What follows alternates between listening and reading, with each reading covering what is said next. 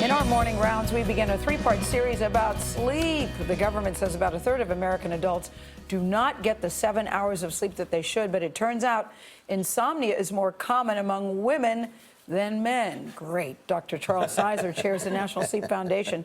He's also chief of sleep medicine at Brigham and Women's Hospital and director of sleep medicine at Harvard Medical School. So you come highly credentialed, so I'm listening to you with both ears.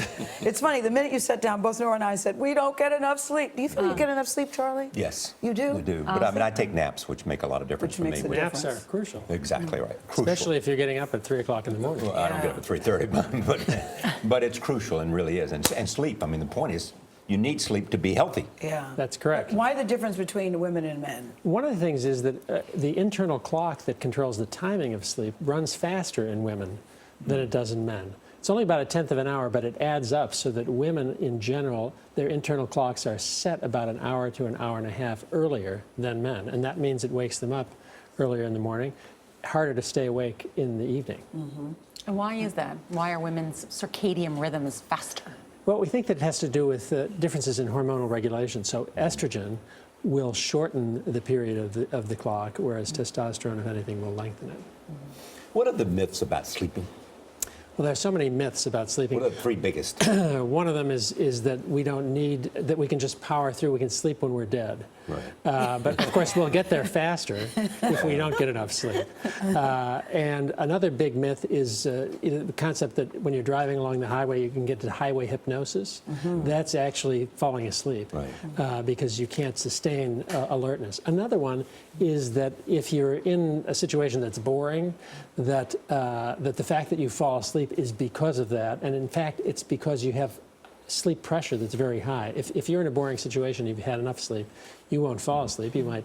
What can you do to make sure you sleep better? A cool, dark, quiet place. So there's setting aside enough time for sleep, and then trying to have a regular timing of sleeping and waking, because the brain is going to anticipate. If you're going to go to bed, let's say, at 10 or 11 o'clock in the evening, it begins to release the sleep-promoting hormone melatonin about an hour, hour and a half before you go to bed so that you're actually tired at that time. If you go to bed at 10 o'clock one day and 3 o'clock in the morning the next day, it sends a signal to the brain that shifts it to a later hour and makes it tougher to go to sleep. I think the body is so powerful because I wake up at 4 o'clock on Saturday and Sundays, you know, same like I do That's during right, the week. because your internal clock, exactly. And you want to sleep in, but it's not happening. So women have more insomnia than men, but you say men have more sleep apnea than women. Why is that? That's right. Well, we think that it has to do with anatomical differences and where men tend to deposit fat as compared to women.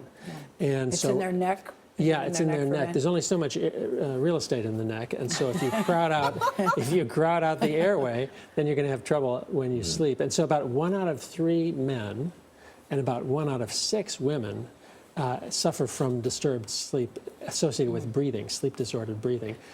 But unfortunately, because it tends to be viewed as a male-dominated disease, women are much less likely to be diagnosed. So only 1 out of 10 women, compared to men, get diagnosed for sleep apnea. Thank you, Dr. Charles Czeisler. Appreciate it.